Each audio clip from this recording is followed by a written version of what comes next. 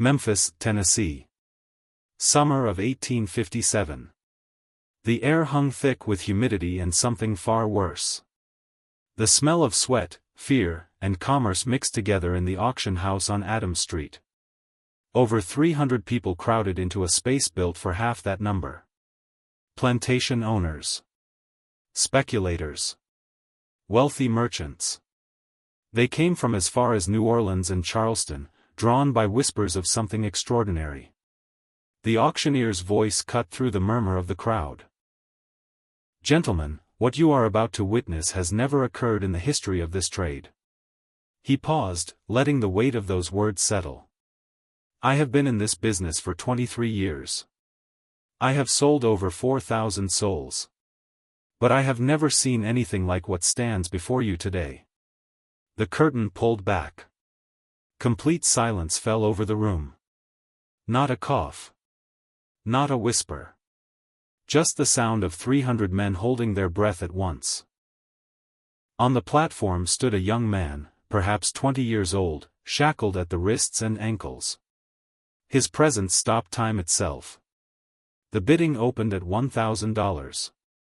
Within seconds, it reached 3,000. Then 5. Then 8. Voices shouted over one another.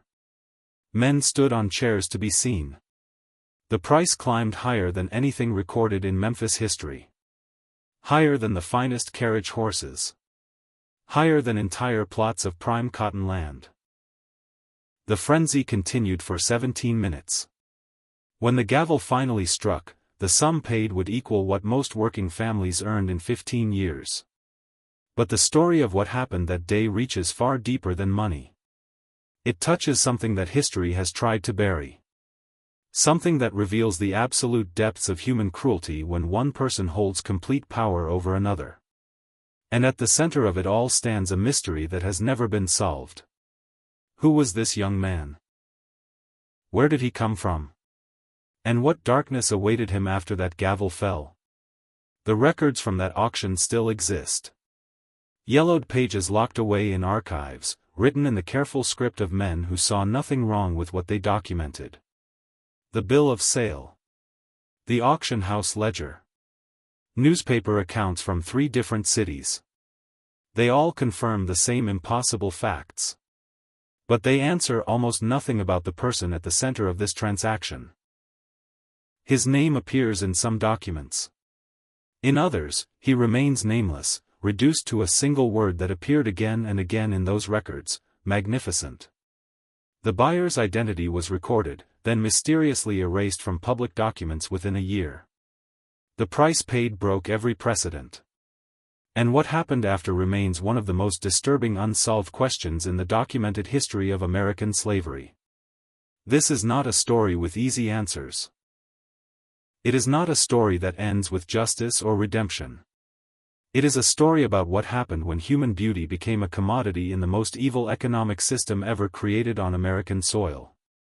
And it begins in a city that most people today could not even locate on a map of the antebellum South. If you want to uncover more dark historical mysteries that have been deliberately hidden from public knowledge, subscribe to this channel now. We bring you the stories that textbooks refuse to tell. Memphis in 1857 sat on the eastern bank of the Mississippi River, a city growing fat on cotton and human misery. In less than 20 years, it had transformed from a modest trading post into the 6th largest city in the entire South. The reason was simple: location.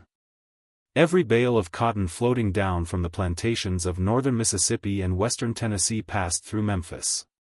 And where cotton went, the slave trade followed. The numbers tell part of the story. By 1860, enslaved people made up 40% of the city's population. But Memphis was not just a city that used enslaved labor. It had become one of the largest slave trading centers in the United States, second only to New Orleans. Auction houses lined the streets downtown. On any given day, dozens of human beings stood on platforms while crowds evaluated them like livestock. The economics were staggering.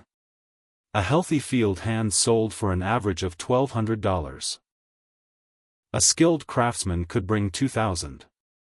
Young women fetched different prices depending on factors that the auctioneers discussed openly in their advertisements.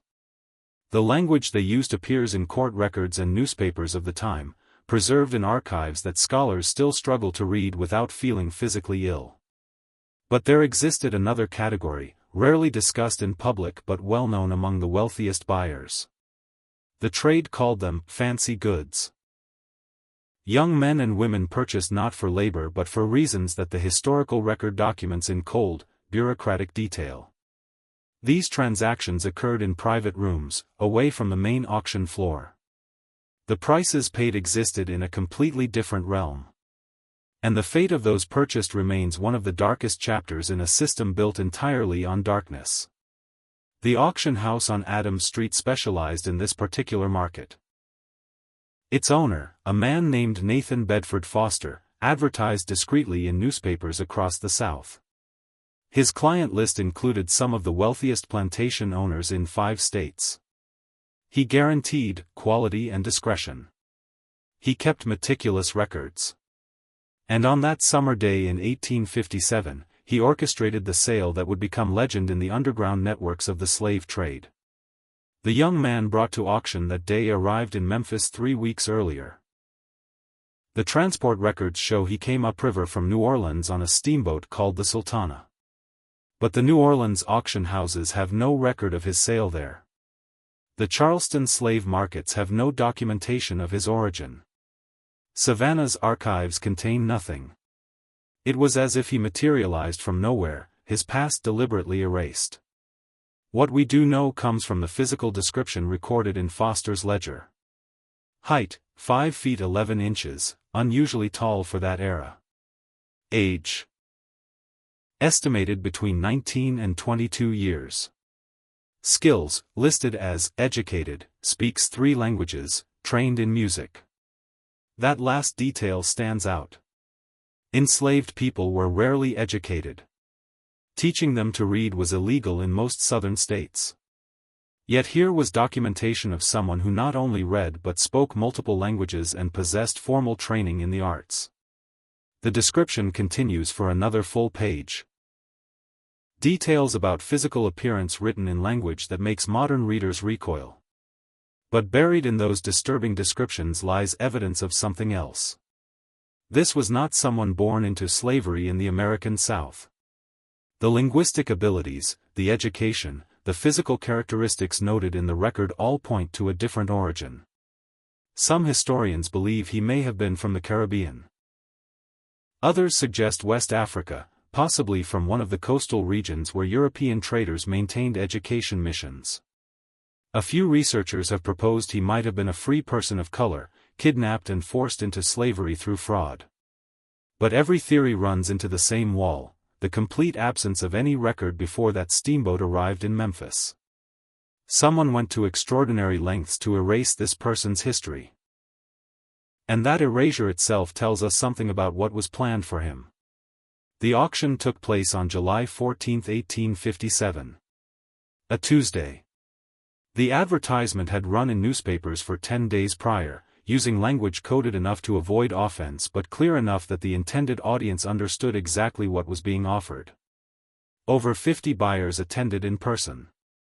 At least 24 more sent agents with written authorization to bid on their behalf. The starting price alone exceeded what most enslaved people sold for in total. What happened in that room over those 17 minutes changed the economics of the slave trade in Memphis. Foster's auction house saw a 3-fold increase in specialty sales over the following year. Other auctioneers began advertising similar merchandise. And the young man at the center of it all disappeared into a fate that historical records have deliberately obscured. The documents that survive tell us more than anyone wanted preserved. Foster kept duplicate ledgers, a common practice among auction houses dealing in high-value transactions. One ledger stayed in Memphis. Another went to his business partner in New Orleans. When Foster's auction house burned to the ground in 1862 during the Civil War, everyone assumed the records were lost forever. But that second ledger survived, tucked away in a New Orleans attic for over 90 years. A graduate student discovered it in 1954 while researching her dissertation on antebellum commerce. She nearly passed over the slave auction records entirely, focusing instead on cotton sales and shipping manifests. But something caught her eye. A single entry with a price that seemed impossible. She checked it against other records from the period. Then checked again. The number was correct. Someone had paid $12,500 for a single human being in 1857. To understand how extraordinary that sum was, consider this: the average annual income for a working family in 1857 was $800. A large plantation house cost around $5,000 to build. $12,500 could purchase a profitable cotton plantation complete with land, equipment, and labor. Yet someone paid that amount for one person. The graduate student, a woman named Margaret Thornton, spent the next 3 years tracking down every reference she could find to that transaction. She discovered newspaper accounts in Memphis, Nashville, and Louisville. All 3 papers ran nearly identical descriptions of the auction, using language that confirmed this was no ordinary sale. The Memphis Appeal called it the most remarkable transaction in the history of our city's commercial enterprises. The Nashville Union described the scene as unprecedented in the annals of Southern trade. The Louisville Courier went further, stating that such a sum has never before been paid for any article of property, human or otherwise, in the Western Territories. But Thornton found something else in those newspaper accounts. Something that transformed her research from an academic curiosity into an obsession that would consume the rest of her career. Each newspaper mentioned the buyer by name. And in each case, that name had been physically cut out of the archived copies. Not redacted with ink. Not crossed out. Actually cut from the paper with scissors or a blade, leaving rectangular holes in the pages. Someone had gone to 3 different cities, accessed newspaper archives in 3 different institutions, and systematically removed the same piece of information from every copy they could find. Thornton checked microfilm copies made in the 1930s. The holes were already there. Whatever this removal operation was, it happened before 1930, possibly decades before. Someone wanted that buyer's identity erased from history badly enough to commit what amounted to a multi-city conspiracy of historical vandalism. Thornton's research notes, now housed at Vanderbilt University, document her growing frustration. She wrote, "Every path leads to a deliberate dead end. Every document that should exist is missing. Every record that survives has been altered. This is not accidental. This is not the natural decay of historical materials. This is intentional erasure on a scale I have never encountered in 2 decades of archival research." She did discover one clue. In a private letter collection at the University of Tennessee, she found correspondence between 2 Memphis businessmen dated August 1857, 1 month after the auction. The letter writer mentioned the Foster affair and expressed concern about the gentleman from Natchez and his peculiar acquisition. The recipient's response, dated 2 weeks later, advised discretion in all matters pertaining to the transaction in question, as certain parties have expressed a desire for privacy that must be respected given their prominent position in society. Natchez. That single word opened a new avenue of investigation. Natchez, Mississippi, sat about 200 miles south of Memphis along the Mississippi River. In the 1850s, it was home to more millionaires per capita than any other city in America. Cotton money built mansions that still stand today, monuments to wealth generated by enslaved labor. And the families who owned those mansions wielded enormous political and social power throughout the South. Thornton traveled to Natchez in 1956. She spent 6 weeks examining property records, tax documents, and plantation inventories. She found estates worth hundreds of thousands of dollars. She found records of enslaved populations numbering in the hundreds on single plantations. But she found no record of anyone from Natchez purchasing enslaved people in Memphis in July 1857. Or rather, she found no official record. What she did find was a pattern of gaps in the documentation. 3 different plantation estates showed unusual activity in their account books during the summer of 1857. Large sums of money moved between accounts with no clear explanation. Supplies were purchased and charged to unnamed, special projects. And in each case, the plantation owner had traveled to Memphis during the exact week of the auction. One name appeared more frequently than others in Thornton's notes: Richard Ashford Carmichael III. Carmichael owned 3 plantations totaling over 8,000 acres. His primary estate, called Belafonte, sat on a bluff overlooking the Mississippi River just north of Natchez. Tax records from 1857 listed his net worth at over $200,000, making him one of the 20 wealthiest men in Mississippi. And in July of 1857, his personal account books showed a withdrawal of $12,500 with no explanation provided. Thornton tried to access the Carmichael family papers. The family still existed, still owned property in Mississippi, and still held influence. Her request was denied. She tried again through official academic channels. Denied again.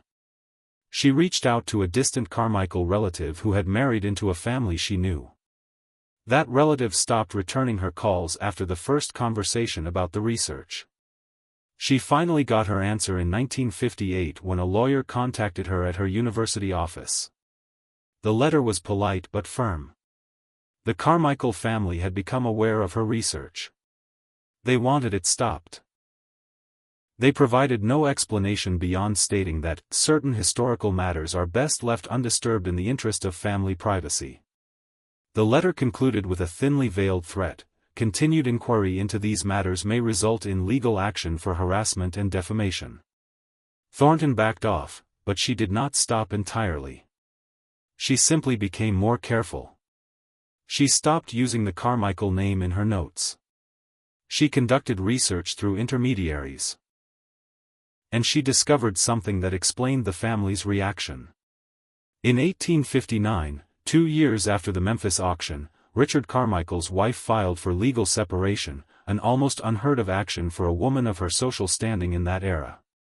The grounds listed in the court filing were deliberately vague, irreconcilable differences of a nature unsuitable for public disclosure. The case was settled quietly. Mrs. Carmichael received a generous financial settlement and moved to Charleston, where she lived with her sister until her death in 1889.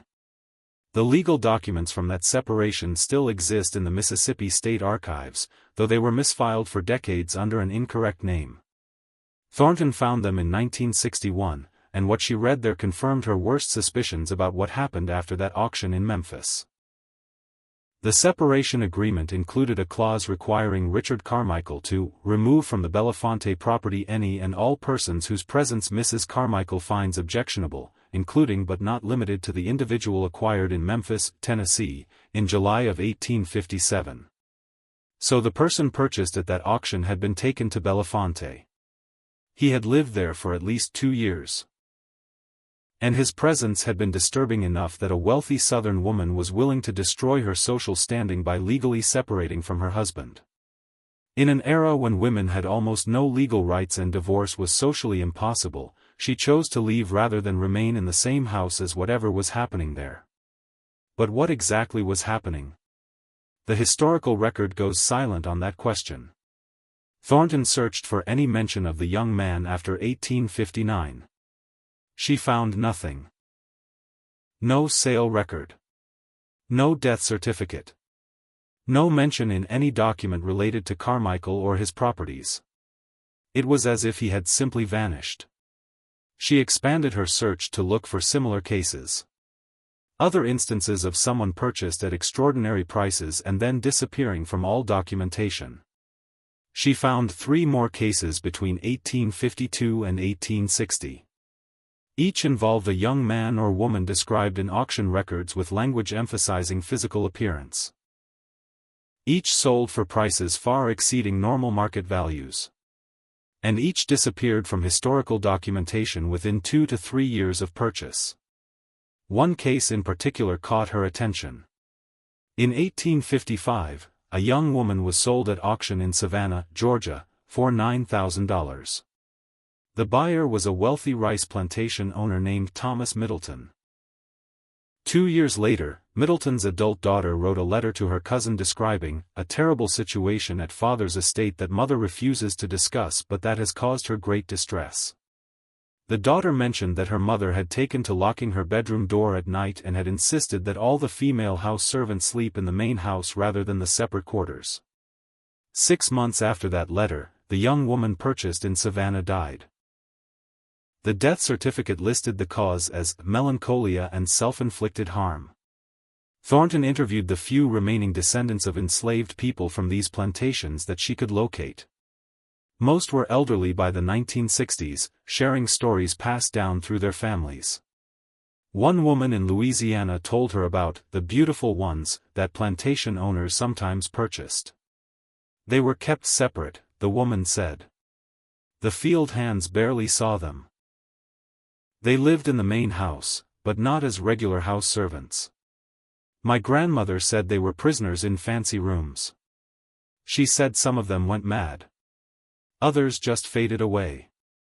None of them lived long. Another descendant, a man in Mississippi, described something his great-grandfather had witnessed. He said there was a young man at one of the big plantations near Natchez. Kept in the house. Sometimes you'd hear music at night, piano playing. Beautiful music. But sad. The saddest music you ever heard. Then one night, the music stopped. Never started again. My great-grandfather asked one of the house servants what happened. The servant just shook his head and said, "He's gone." Best not to ask where. These oral histories, collected by Thornton over a decade of research, paint a picture that official documentation deliberately obscures. These were people purchased not for their labor but for their appearance, trapped in situations that combined elements of slavery, imprisonment, and something darker that proper Southern society could not openly acknowledge. They existed in a legal gray area where even the minimal protections that enslaved people theoretically possessed did not apply. They were property, but property kept hidden. And when they died or disappeared, no one bothered to record what happened. Thornton's research came to an abrupt end in 1967. She suffered a stroke that left her partially paralyzed. Her university position was quietly terminated under the guise of medical retirement. Her research materials were boxed up and placed in storage, where they sat untouched for 23 years. When they were finally catalogued in 1990, several key files were missing, including her complete notes on the Carmichael family and her interviews with descendants of enslaved people. But some material survived. Enough to reconstruct the outline of what happened. Enough to understand why certain families wanted this history buried. And enough to point researchers toward answers that Thornton never lived to find. In 2003, a construction crew renovating a historic building in downtown Natchez made an unexpected discovery. Behind a false wall in what had once been a law office, they found a small safe. Inside were legal documents from the 1850s and 1860s, including several that pertained to Richard Carmichael's business affairs. One document in particular caught the attention of the historian hired to evaluate the find. It was a bill of sale dated September 1859, 2 months after Carmichael's wife filed for separation. The document recorded the sale of one male slave, age approximately 21 years, to Mr. James Dunmore of New Orleans for the sum of $400. $400. For someone who had been purchased for $12,500 just 2 years earlier. The document listed no name, just a brief physical description that matched the person sold in Memphis. $400 was what you paid for someone damaged. Someone sick. Someone who could no longer perform the function for which they were purchased. The document said nothing about what happened to reduce a person's value by 97% in 24 months. But the implication was clear enough. The historian researching the find tried to track what happened after that September 1859 sale. James Dunmore was a slave trader in New Orleans who specialized in bulk purchases of enslaved people for resale in the Deep South. His business records, partially preserved at Tulane University, show dozens of transactions during 1859 and 1860. But there is no record of him reselling anyone matching the description from the Carmichael Bill of Sale. Instead, there is a different kind of record. An entry in a New Orleans hospital ledger from October 1859. The Charity Hospital, which treated enslaved people when their owners paid the fees, admitted one unnamed male Negro, age approximately 22, suffering from advanced consumption and injuries consistent with severe physical trauma. The attending physician noted that the patient was beyond medical intervention and died 3 days after admission. The body was buried in an unmarked grave in the hospital cemetery, along with dozens of other enslaved people who died without anyone claiming them. That hospital entry is the last document that might refer to the person sold in Memphis for an impossible price on that July day in 1857. But it comes with no confirmation, no name, nothing that definitively connects it to the young man who stood on that auction platform while 300 men bid for ownership of him. The historical record simply ends there, trailing off into unmarked graves and deliberately erased documentation. Yet the impact of what happened in Memphis that day extended far beyond one person's fate. The price paid at that auction established a new ceiling for what came to be called the fancy trade. Other auctioneers across the South began seeking similar merchandise. Advertisements appeared in newspapers using increasingly explicit language about physical attributes. The demand grew among the wealthiest slave owners for people who fit specific criteria of appearance. And with that growing demand came something that historians have only recently begun to document, a systematic operation of kidnapping free people of color, both in the United States and from other countries. People with education, people with skills, people whose appearance matched what wealthy buyers wanted. The legal ambiguity around race and free status in the antebellum South made such kidnappings relatively easy to execute and almost impossible to prosecute. Court records from the late 1850s contain several cases of free people of color attempting to prove their legal status after being sold into slavery. Most of these cases failed. The burden of proof fell on the accused enslaved person to demonstrate they were free, but the legal system was designed to make such proof nearly impossible to provide. Without papers, without witnesses willing to testify, without resources to hire lawyers, free people could be enslaved with no recourse. One case from 1858 in New Orleans involved a young man named Antoine Marchant. He claimed to be the free son of a French merchant and his Haitian wife. He had papers proving his free birth. He had witnesses who knew his family. But he had been kidnapped while traveling alone, his papers destroyed, and sold at auction. By the time his father located him 6 months later, he had been resold twice and ended up on a plantation in Arkansas. The father spent 3 years fighting through the courts to free his son. He eventually succeeded, but only because he had the wealth and connections to pursue the case relentlessly. Most kidnapping victims had no such resources.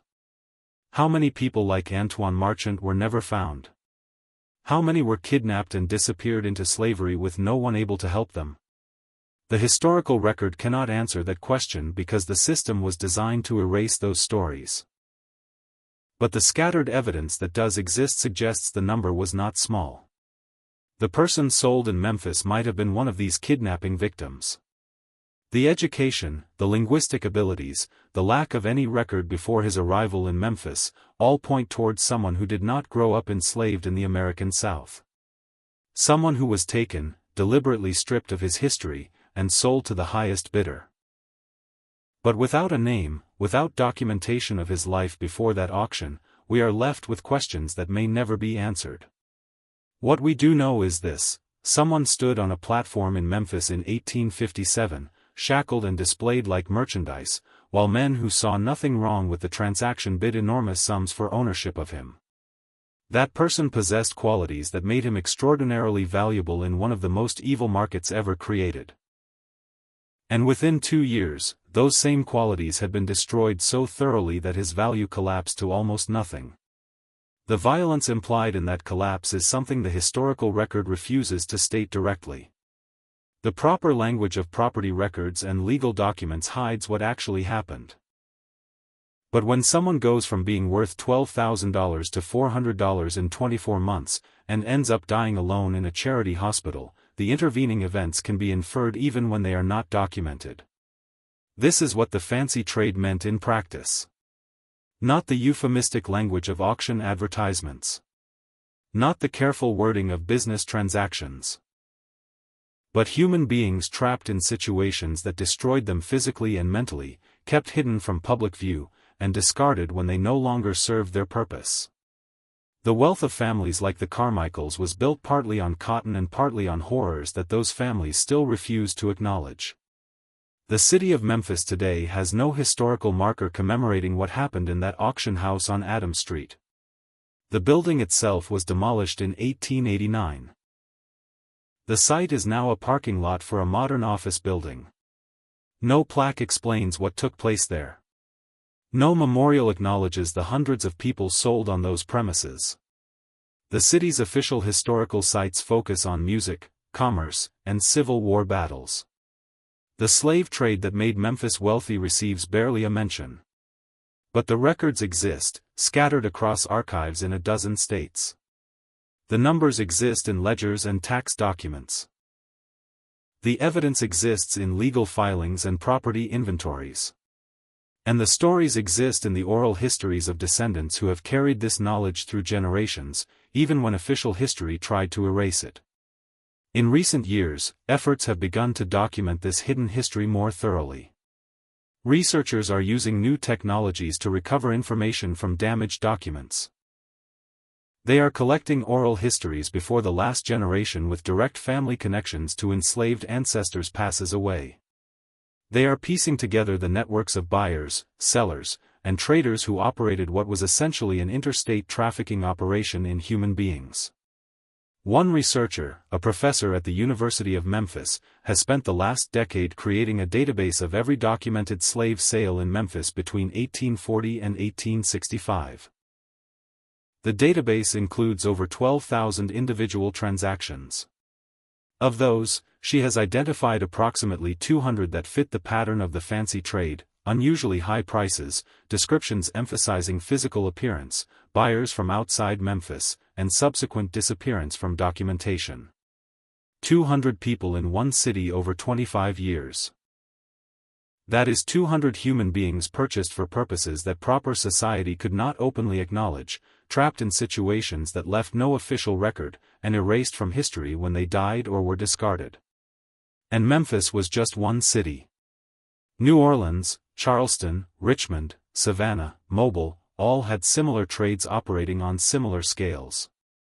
The true scope of this particular horror within the larger horror of slavery may never be fully documented.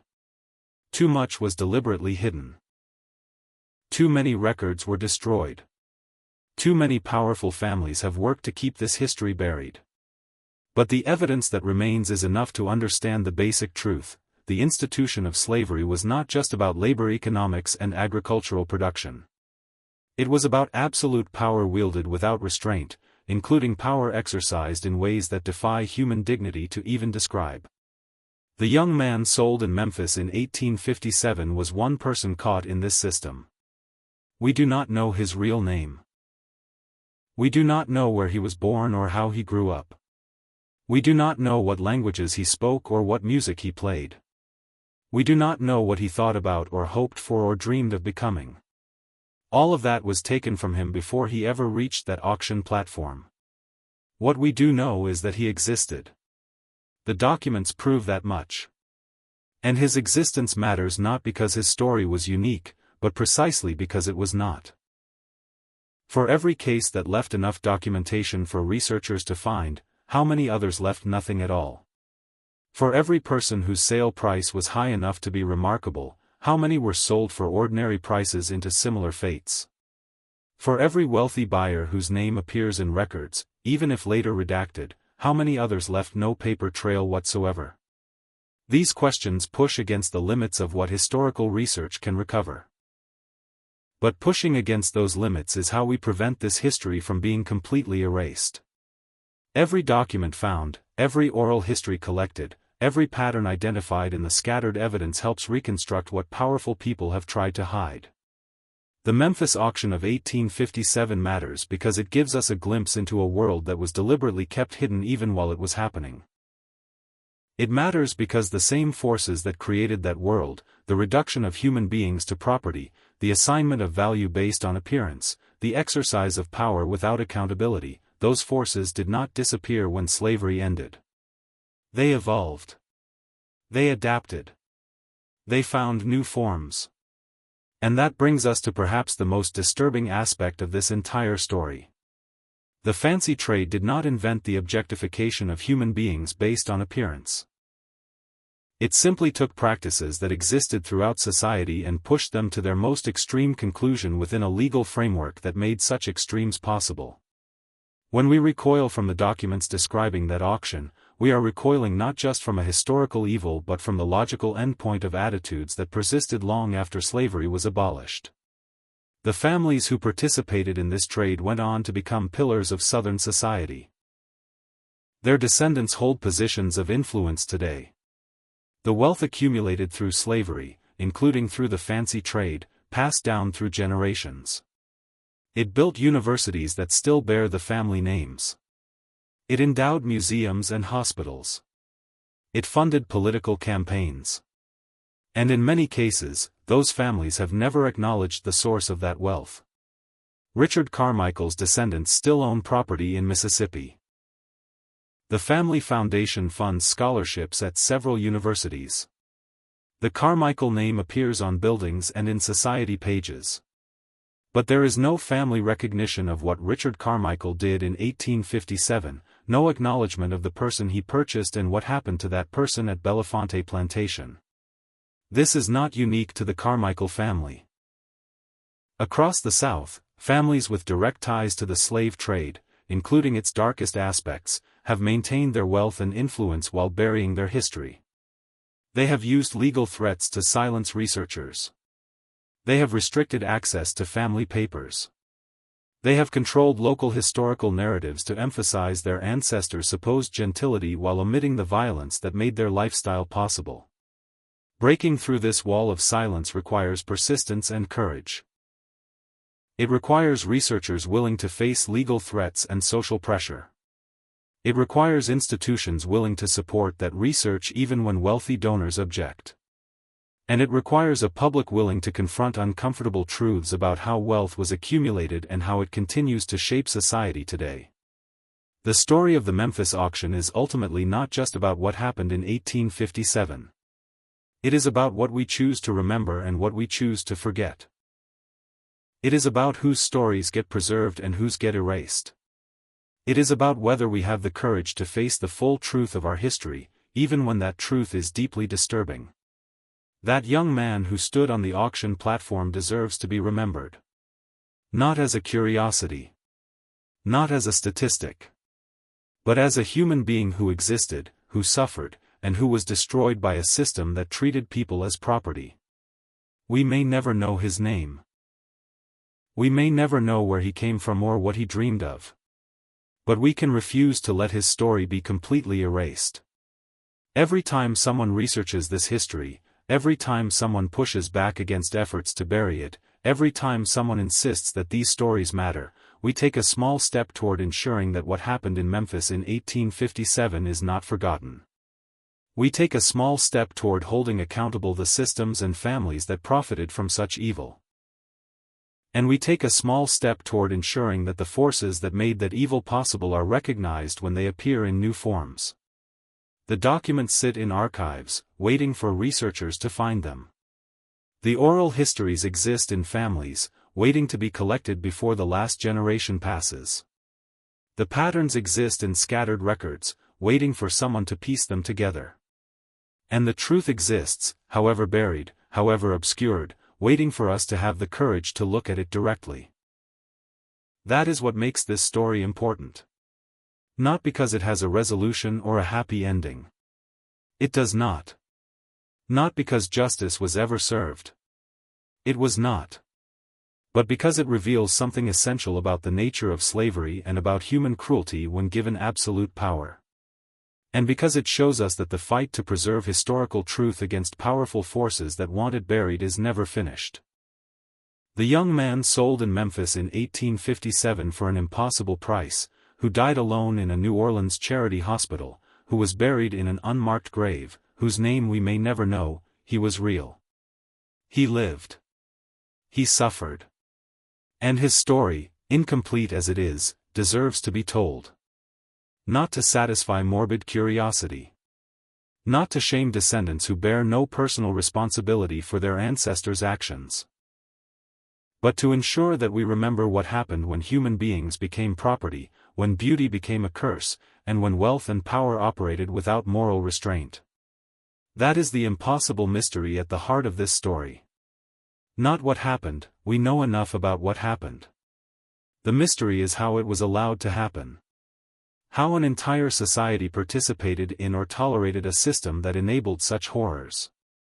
How that participation was later hidden and denied. And how the wealth generated through such evil continues to shape the world we live in today. These are questions without easy answers. But they are questions we must continue to ask. Every piece of evidence recovered, every document found, every oral history collected brings us closer to a full accounting of what slavery really meant in practice. And that accounting is necessary, not just as a matter of historical record, but as a foundation for understanding the world that slavery created and that we still inhabit. The auction house on Adams Street is gone. The plantation called Belafonte still stands, privately owned and closed to researchers. The hospital where he died has been rebuilt twice. The cemetery where he was buried has been paved over. All the physical traces of his existence have been erased. But the story remains, preserved in scattered documents, in oral histories, in patterns that researchers continue to uncover. And as long as people continue to search for that story, as long as researchers refuse to let it be buried, as long as we insist on confronting the full truth of our history, then the person sold in Memphis in 1857 is not completely lost. His name may be gone. His life before slavery may be unknowable. But his existence, his suffering, and the evil of the system that destroyed him, these cannot be erased as long as we remember. That is what we owe to him and to all the others whose stories were deliberately hidden. Not pity. Not sentimentality. But honest remembrance of what happened and refusal to let powerful people bury the truth. That is how we honor the dead and how we learn from history. That is how we ensure that the forces that made such horrors possible are recognized and resisted when they emerge in new forms. The story of the most beautiful male slave ever traded in Memphis is not finished. It cannot be finished as long as questions remain unanswered, as long as documents remain hidden, as long as families refuse to open their archives. But every step toward uncovering the truth brings us closer to a full accounting. And that accounting, however long it takes, however difficult it becomes, is worth pursuing. Because in the end, this is not just about one person or one auction or one city. It is about the systematic dehumanization of millions of people. It is about the creation of wealth through violence. It is about the exercise of power without accountability. And it is about the ongoing effort to hide that history, to minimize it, to make it disappear from collective memory. We cannot let that happen. The documents must be preserved. The oral histories must be collected. The research must continue. The truth must be told, however uncomfortable it makes us, however much powerful people object. That is what we owe to everyone who suffered under slavery. That is what we owe to ourselves as a society trying to understand how we got here and where we are going.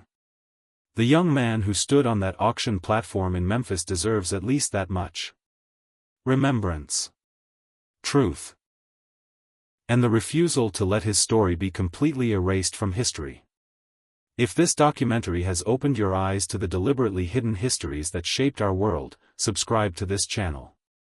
Like this video to help more people discover these untold stories. Comment below with your thoughts on how we can better preserve and honor these difficult truths. And share this documentary with others who need to understand that the past is never really past, it continues to shape everything we are. The work of uncovering historical truth requires all of us. Thank you for watching, and for refusing to let these stories be forgotten.